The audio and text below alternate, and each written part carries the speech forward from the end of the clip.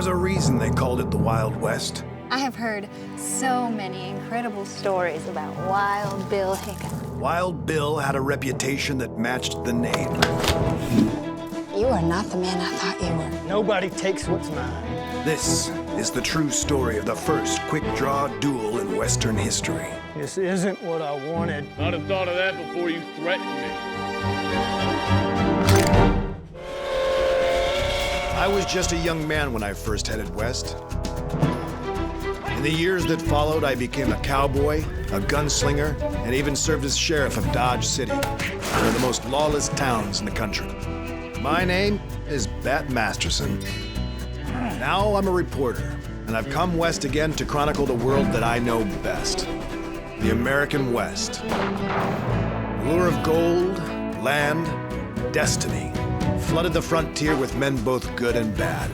These are the incredible true tales of the Wild West.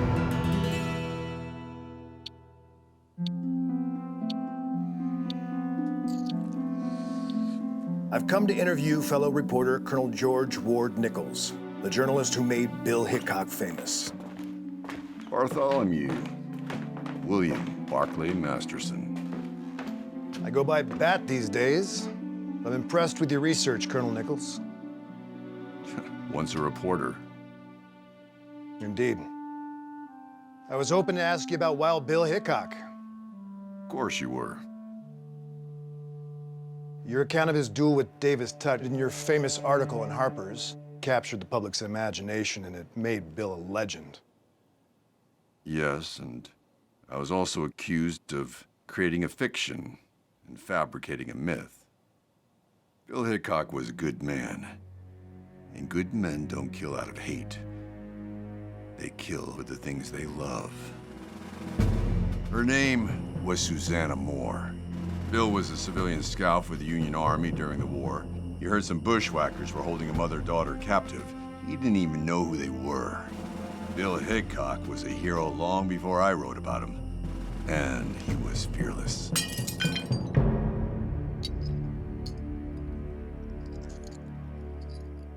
I hope we're not wearing out our welcome, Miss Susanna. Not at all. Mother and I are not used to having strangers in our home. Sorry, ma'am, but these woods are crawling with Yankees.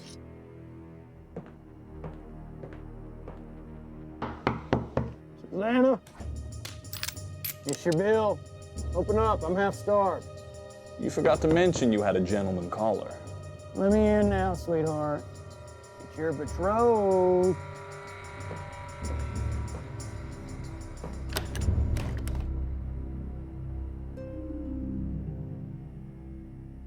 Who's there? It's my fiance. He'd like to meet you, gentlemen. All three of you. Well, tell him to come in slow, with his hands in the air.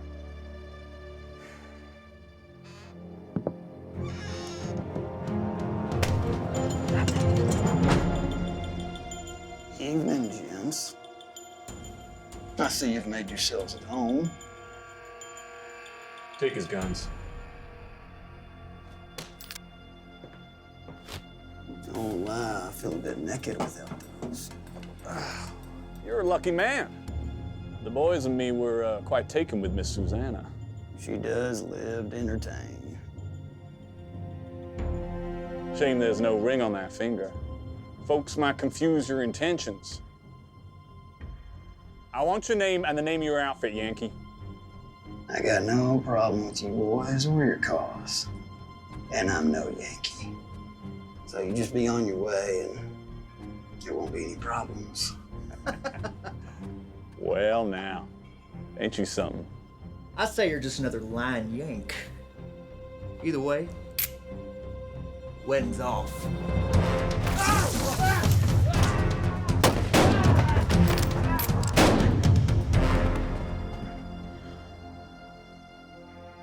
Taking on 3 enemy combatants all by himself seems crazy. Crazy or not, he made quite an impression on Susanna. But the war left precious little time for romance. After the war ended, Bill was ready for more adventure and headed west. And Springfield, Missouri was considered the gateway to the frontier. prospectors, homesteaders, and gamblers.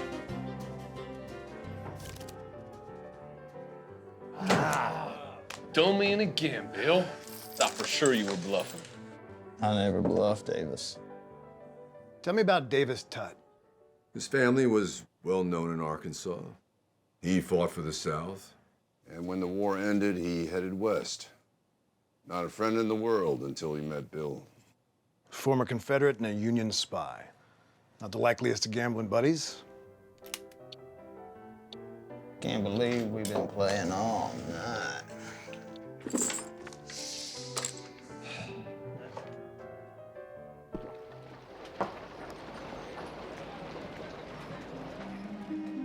This just came in.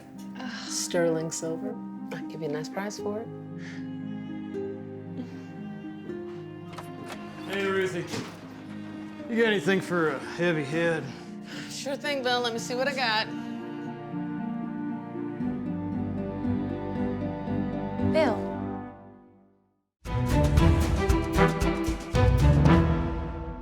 Bill. Susanna Moore. You saved my mother and I at our farmhouse during the war.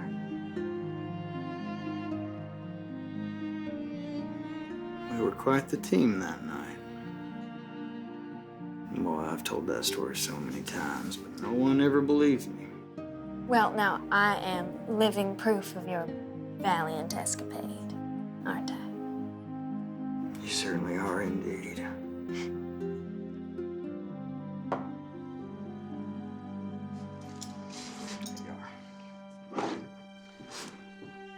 Perhaps you'd come by the Limehouse Hotel this evening. I'd love to introduce you to the boys and maybe you back up my story.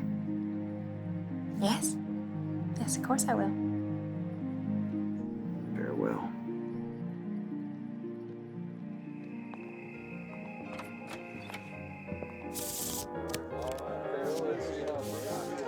There it is there. Ooh, a little yeller tonight there, Bill.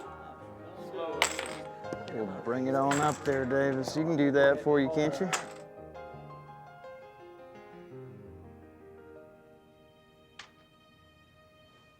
Hello, Mr. Hickok. Miss Moore. I hope I'm not interrupting your game. Not at all. I was hoping you'd come. This here is Miss Susanna Moore, the lovely damsel in distress I was telling you all about. The story's all true. I wouldn't be here if it weren't for Mr. Hickok. Boys, if y'all don't mind, I think I'll sit out the next few rounds.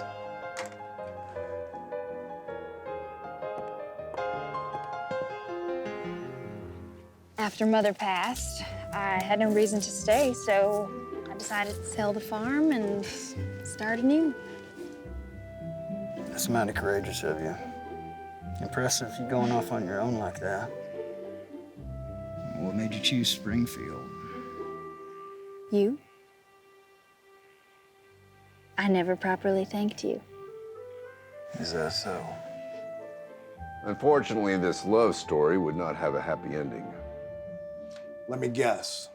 She wanted to settle down and he wanted to play cards. See what was over the next hill. Really, Bill? You won't even look at won't me? You won't listen to even what I'm talk to me saying. like a normal human being? You can't even turn around and face me like a man? You want me to tell you, Susanna? I care about you. You know I do. But I can't put down roots right now. Folks are talking about going west for something better, and that's where my path leads. You need to find someone who wants all the things in life you're looking for. I'm sorry, I am. But that's not me. Doodah, campground races 5 miles long. Oh, the doodah day. I bet my money on motel neck. Somebody bet on the green. Certainly in good spirits tonight.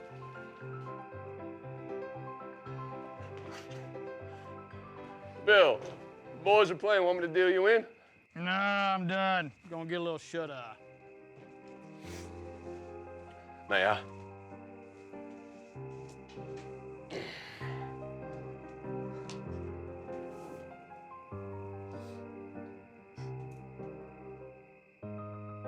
Tell me, Mr. Tutt. Dave, please.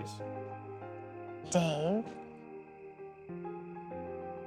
How did you and Mr. Hickok become such fast friends? Well, Bill's like me. He's a rip-roarer, real character. You probably know his qualities better than me. Yes, I did. All I know is that we all seem to walk in his very large shadow, don't we?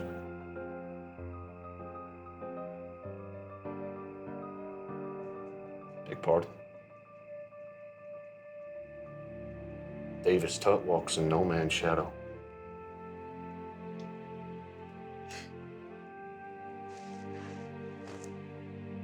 Bill must be crazy to not realize how truly exquisite you are.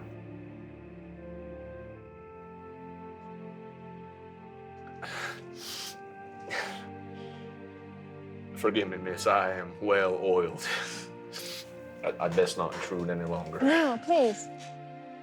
Stay. I could use the company.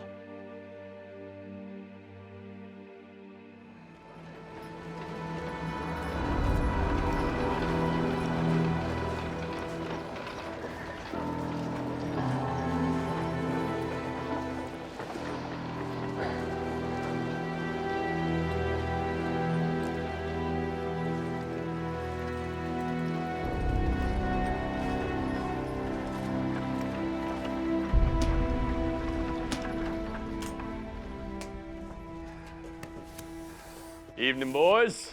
Evening. Bill. Just about gave up waiting. You look awful happy tonight. I'll tell you what, there's nothing sweeter in this world than the affections of a beautiful lady. Yeah, nothing more nauseating than a man yakking about it. Don't begrudge me, Bill. Flower that fine won't stay unplucked for long. Should I deal? Or you want to write a poem?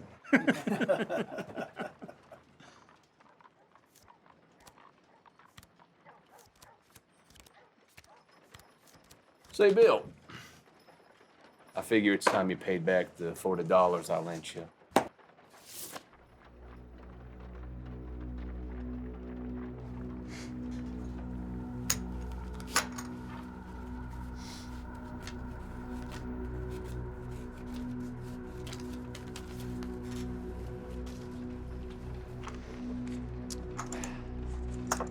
And while you're at it, how about the 35 you lost to me the other night?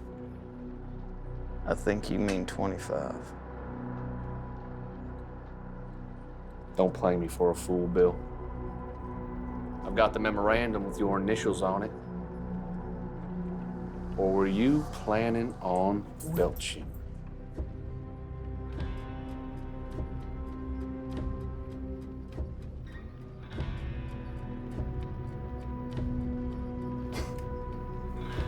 Well,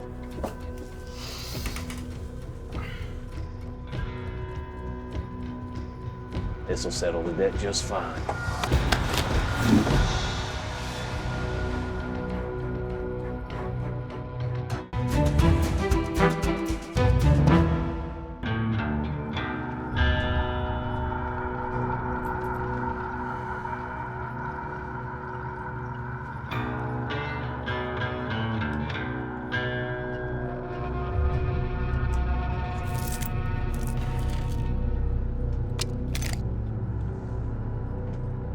That watch, Tutt. That watch is coming back to me one way or the other, boy.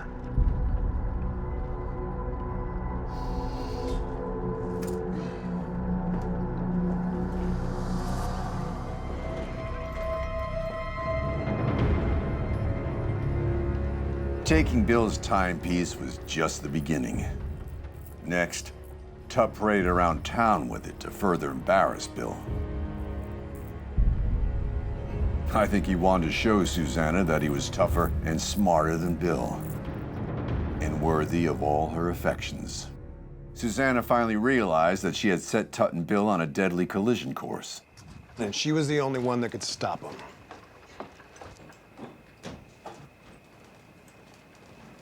I've been looking everywhere for you. Dave, have you bring me my watch? No, Bill, but let Dave have the watch. Let him have the whole darn town. You said you're going west? Let's go together.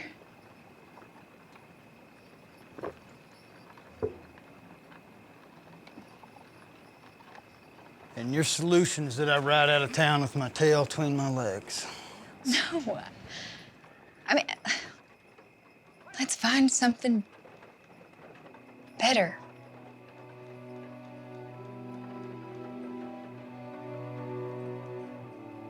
No.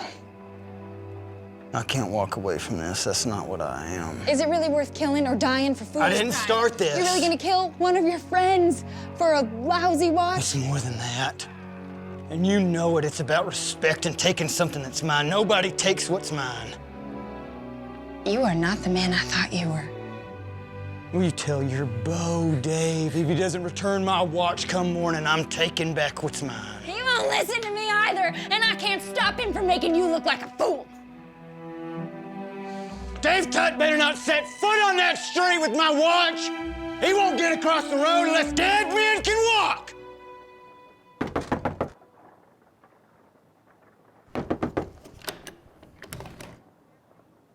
Dave, I'm begging you, please return the watch. Don't walk away from me. My dear, it's not about a timepiece. It's a question of respect. Dave, it's not worth dying over. Think you underestimate me? No, I just don't want anyone to get hurt. Not you, not Bill.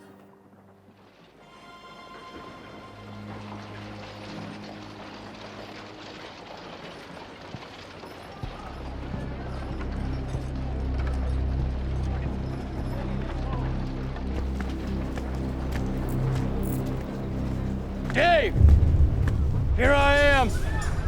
You still have something of mine. Well, still. Pleasant day for a stroll.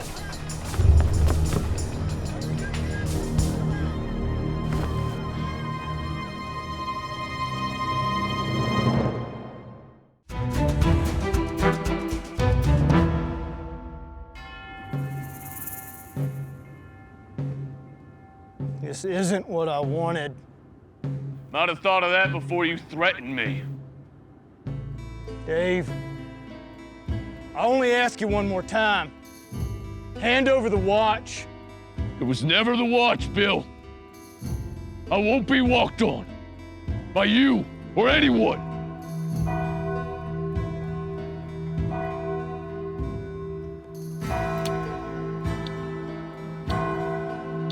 Running a mite fast.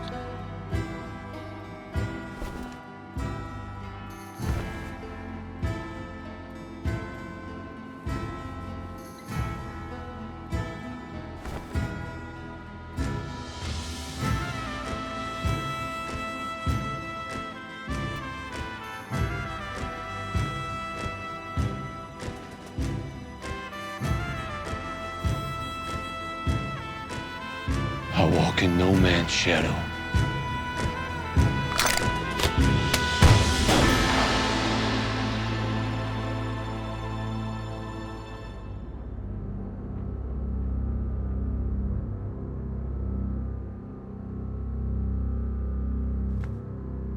Boys,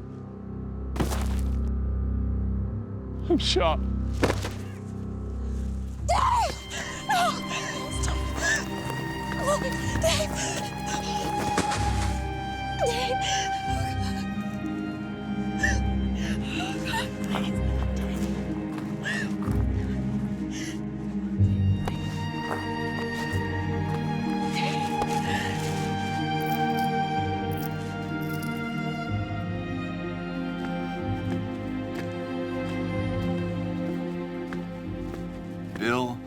was arrested for manslaughter. It took the jury only 90 minutes to acquit him. What about Susanna? I was never able to track her down. God knows I tried. I often wondered if he was really more upset that Tutt paraded her around town than his precious watch. After Wild Bill Hickok was acquitted in the death of Davis Tutt, he went on to become a marshal, a sheriff, and a showman. Davis Tutt was only 29 years old when he was shot and killed by Wild Bill in the West's first quick-draw duel. You think Bill had any idea how much your article would change his life? Neither of us did. Well, your story made Hickok famous. And some people say it put a target on his back.